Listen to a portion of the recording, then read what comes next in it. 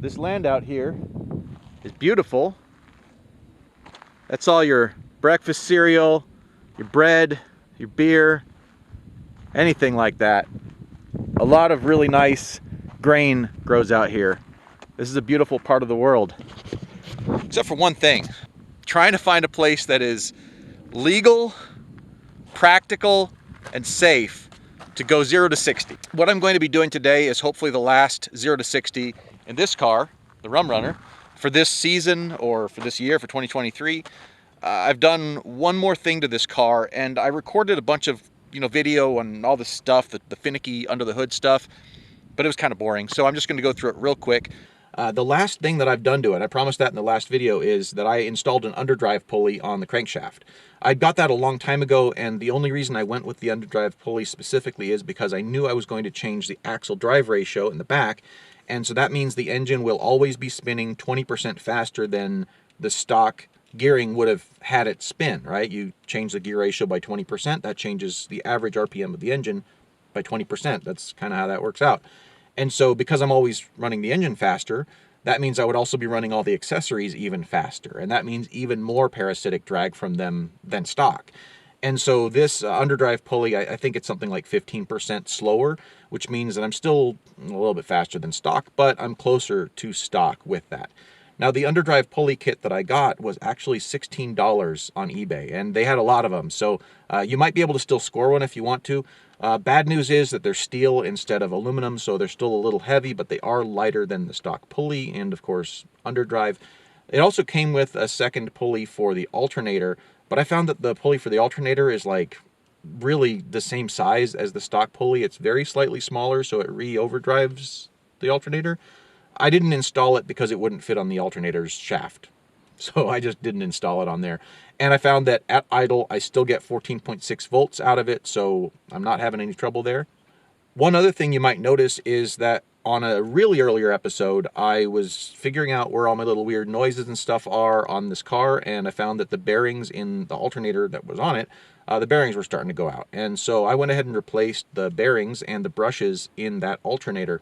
However, as I was tearing apart the alternator to replace the bearings and brushes, I saw that the little copper rings that the brushes ride on were worn. Not all the way out. There's actually a lot of copper there, but they were worn more than I like. And my standard of excellence for repairing any kind of car is I've got to be able to hand the keys to a friend or family member and say, yeah, go ahead and take it to Miami, drive it back, and not worry that they're going to call me from Oklahoma and say the car broke down or something. So I bought a whole new alternator, a brand new one, and I've got the old one that works perfectly. It's got new bearings and brushes in it, but has a little bit of wear on the copper rings. I've got that just as a spare lying around. So, brand new alternator. We've got the underdrive pulley on the crankshaft, and now we're going to go ahead and do some 0 to 60s. Then I'm going to go back home and we're going to look at everything, deep dive in this. So if you just want to see what the 0 to 60, you've already seen all the previous episodes. I guess I'll see some drop off on my analytics later on that. If you want to see a deep dive into everything we've done, stick around and we'll go ahead and look at that at this time marker right here. All right, here goes.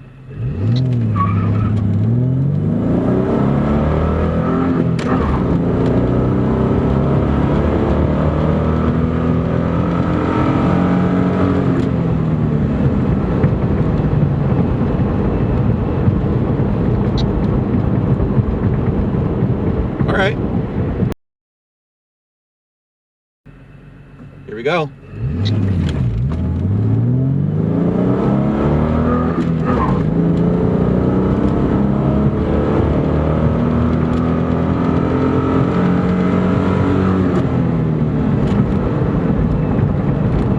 All right, the screen on this thing doesn't seem to like the frame rate of the camera. It's a fluorescent one, and so like the flickering of it is going to make it hard to see, but hopefully I'll be able to show that to you. So that's 8.42 on the second run, and then we'll go ahead and go back to the previous one. 8.32 seconds. That's my best one so far. Okay, that camera did not seem like it wanted to pick this up, and so I hope you don't think I'm trying to pull a fast one on you here. Just had to switch to my phone camera instead of that little GoPro whatever action cam I had. So what we're looking at right here, these are some older 0 to 60 times. I'm going to go ahead and see if I can get this thing to show me. So run 20 was the last one I did, And so we'll just go ahead and go down on that one. Don't worry about the quarter mile, eighth mile stuff, because I was really only trying to record 0 to 60. I let off the gas after 60. So my 0 to 60, 8.42 seconds. And so that's my worst one. That's the slower one I got. Let's go ahead and look at what the other one was. So we'll go ahead and scroll down. Run number 19, 8.32 seconds. And that's pretty cool because that makes it officially faster than a GT. Asterisk. So what do I mean by asterisk? Well, so TFL is a major publication here on YouTube. They do a ton of videos on like truck performance and car performance and classics and stuff like that. TFL Classics put down a 0 to 60 in a Mustang GT in 97 with a manual transmission of 8.48 seconds. 8.48. Well, I did 2 runs back to back that were faster than that. So it's faster than a GT. So the next thing we're going to do is we're going to do a deep dive on everything I've done with this car that I can remember, and we're going to look real close in detail at every part of it. I will tell you that there is one part of the car that doesn't work. I haven't been able to figure that out yet. I haven't put much time into it yet. The one part that doesn't work is cruise control. I can't get the cruise control to work. It might be something as simple as like the neutral safety switch or the clutch switch. Troubleshooting information online is a little bit sparse on that, and I do have the factory service manual. Troubleshooting information is a little sparse in that as well. But everything else on it works. Air conditioner works perfectly, the brakes work great, the engine and transmission and all that stuff work great, the limited slip axle in the back works great, the suspension feels awesome. Everything works except the cruise control.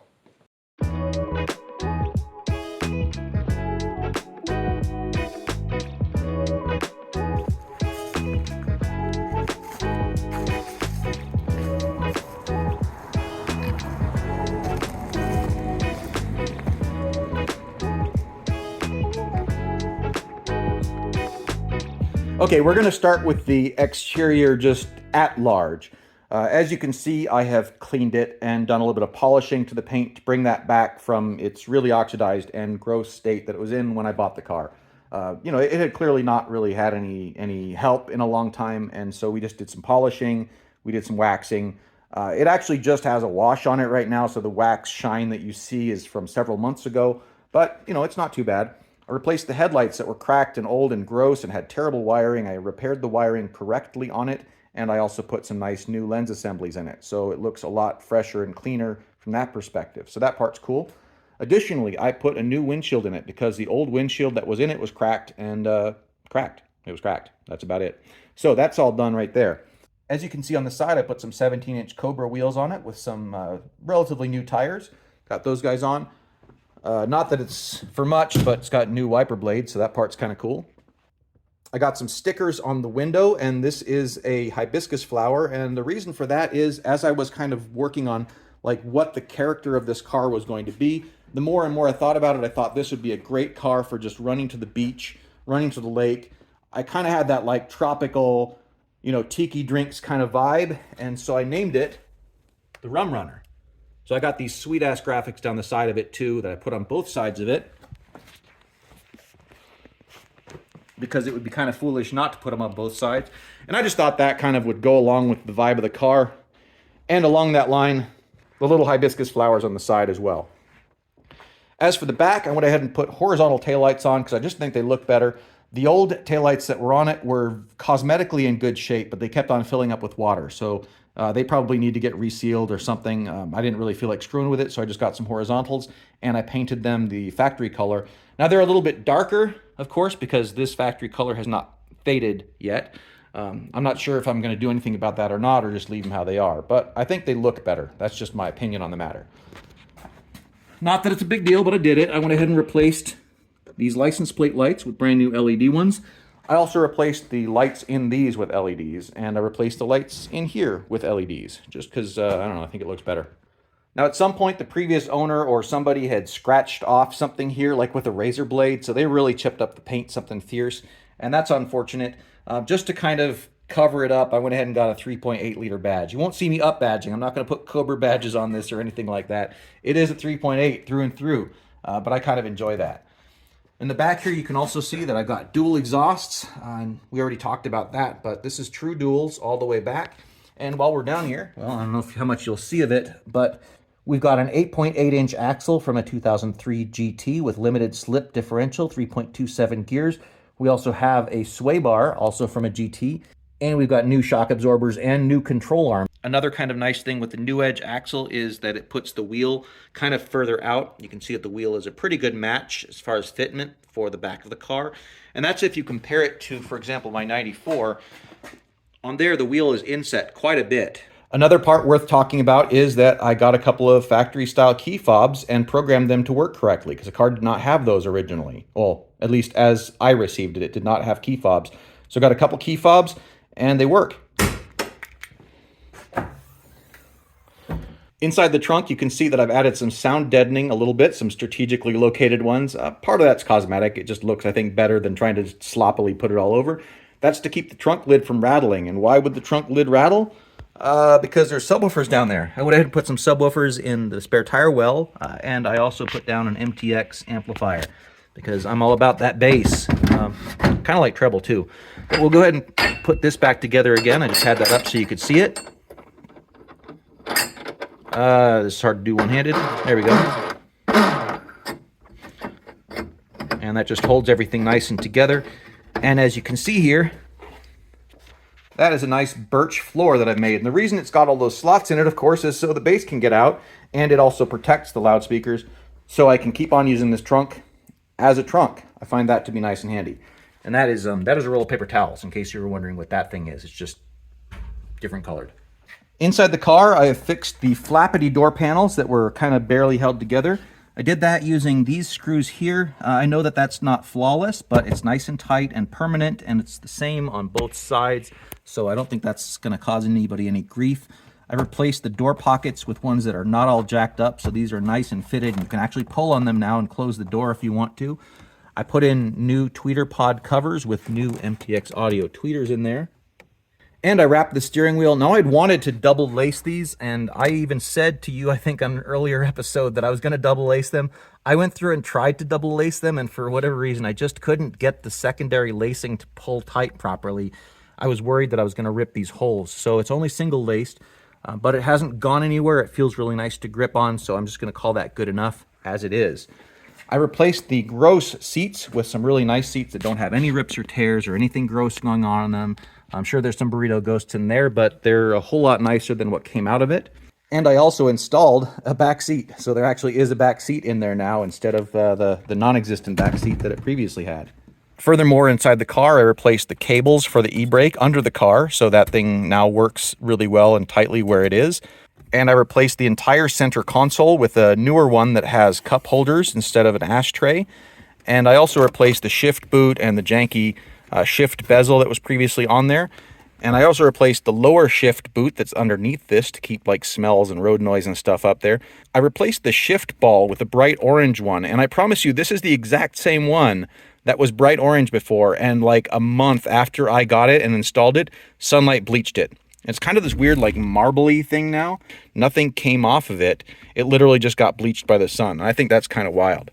I also replaced the 12-volt outlet here with USB ports, so those will be able to charge your phone or whatever. However, there's also a 12-volt outlet, the conventional one, inside here that you can use. So both are available on this car. I replaced the old radio that was previously in here with a newer Sony unit that I think just works a lot better and has Bluetooth and USB that the previous one didn't. I also replaced the speakers with some 6.5-inch MTX speakers and, of course, tweeters. And the rear speakers I also replaced with newer ones. I've replaced the little janky clock that was previously up here with a Garmin nav unit. And as I hope I showed in the previous episode, even though it looks like it occupies a lot of my field of view, this phone is being held below where I normally sit. I normally sit more like this. And as you can see, it's not blocking my view out the window. It's blocking my view of more of the dashboard. So there's no problem there. Other stuff that you can't necessarily see visually here is that I removed the entire dashboard and replaced the heater core and then reassembled the dashboard. So we've got functional heat, we've got functional air conditioning. Everything works except the cruise control. That's the one last thing that I haven't got functioning.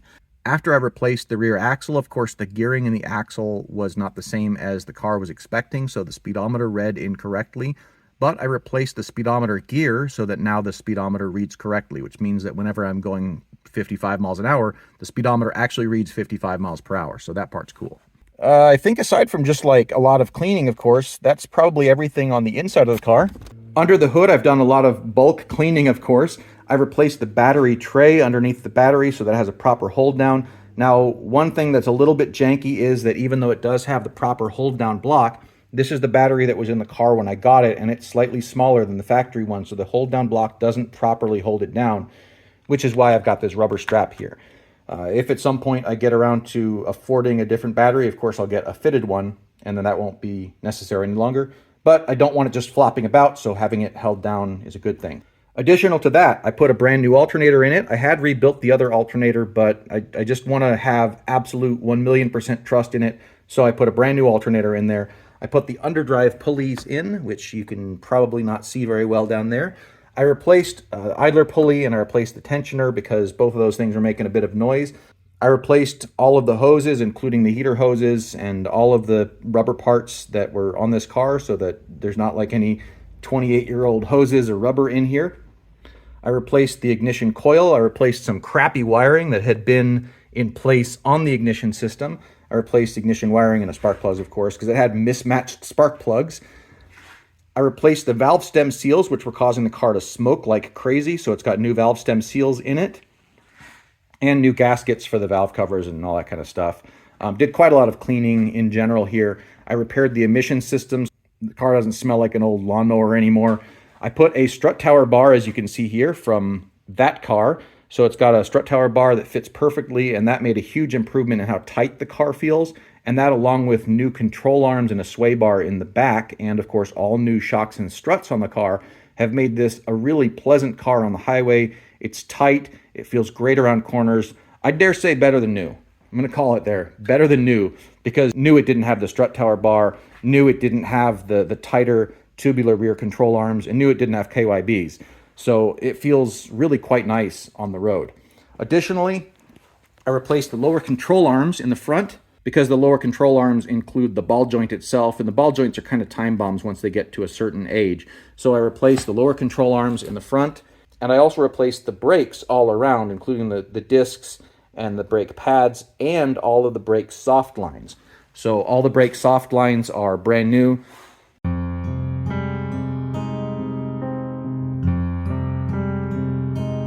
And you know what? I think that might actually be it. If I missed anything, let me know down below. Ultimately, the topic of money and value still does come up. When I've talked about this on Facebook groups and on forums, occasionally somebody will come up and say, hey, that's dumb. You could have spent that same amount of money on a GT or whatever. I have a GT. There's a GT right there. Without setting yourself some limitations, what really are you doing? And I deliberately set the limitations that I wanted to build up a V6 for its own pleasure, right? And just like I use 0 to 60 as a communication method so that I can share with you the iterative changes, I started here and we're here now, I think I'd like to also use the value of the car as the same kind of metric. Just let me know in the comments below what you think that's worth. Whether or not you leave me a comment, I appreciate you watching and I hope you enjoyed yourself. That's probably going to do it for this car for the time being until next year sometime, and then we'll see what I can start working on next. I do have some other stuff in the works. There's actually parts over there, and that's going to need some money thrown at it, which is later. I'm going to leave you with a highway time lapse from our little trip to the Cascades a couple weeks ago, just so you can see how beautiful the mountains are up there. As for what's next on this channel, I've got a couple things for that car actually planned, the things I already own that have to go into it, so that's happening next. And then after that, I'm going to work on some travel stuff. It hasn't really materialized yet, but I have some work-related travel stuff that I think is going to be super awesome to share with you, but I don't want to reveal it because it might not happen. So anyway, thanks for watching. Ninja class, play the ninja clown, but now I'm back legit on the ninja tip, and I'm coming on strong with this ninja shit. Like a ninja, like a ninja. Give me 3 square feet and I'll injure. Like a ninja, like a ninja. My sword is spinning to a blood, then I injure. So where my ninjas at? Where my ninjas at? Every ninja for himself, thought we've been through that. Where my ninjas at? Where my ninjas at? Don't want no Oreos, give me ninja snaps. Think it's best if you don't know my ninja name. Just one of many parts of this ninja's game. So while they sweating, I'm a rosa, I'm up underneath the coast, steadily plotting their demise with some nunchucks and a horse. I got a ninja mask, not a ninja hat. Chillin' my ninja house till ninja dog attack. Chasing my ninja cat to chase my ninja mouse. It goes on and on till a ninja shouts. All of my ninja spouse, love my ninja kids, rolling the ninja big wheels, doing ninja skids, paying ninja bills with these ninja skills. Keep keeping my ninja going with these ninja pills. Riding my ninja bike, sporting ninja nights. Take me to a ninja movie, I'm ninja psyched. To get my ninja on and mow my ninja lawn. Fading into the shadows from dusk till dawn. Like a ninja, like a ninja. Give me 3 square feet and I'll injure. Like a ninja, like a ninja. My soul is spinning to a blur, then I injure. So where my ninjas at? Where my ninjas at? Every ninja for himself, though we been through that. Where my ninjas at? Where my ninjas at? Don't want to worry, yo, give me ninja snaps. Going ninja, sweep kick and flip flop. Step up, you probably get dropped. Guiding the shadow dancer. The legend goes on, it don't stop. Ninjas up in this place. Crossed arms, you can't see our face. But we'll bob our heads to that bass and rock with the whole human race. Come on down to Ninja Town, there'll be no one around. And when I pop out of the ground, no, you won't hear a sound. Move an inch from that spot, I cannot guarantee that you will live one more second in the presence of me. Could kill you now, could kill you soon. Could play a tune on the flute that you alone in the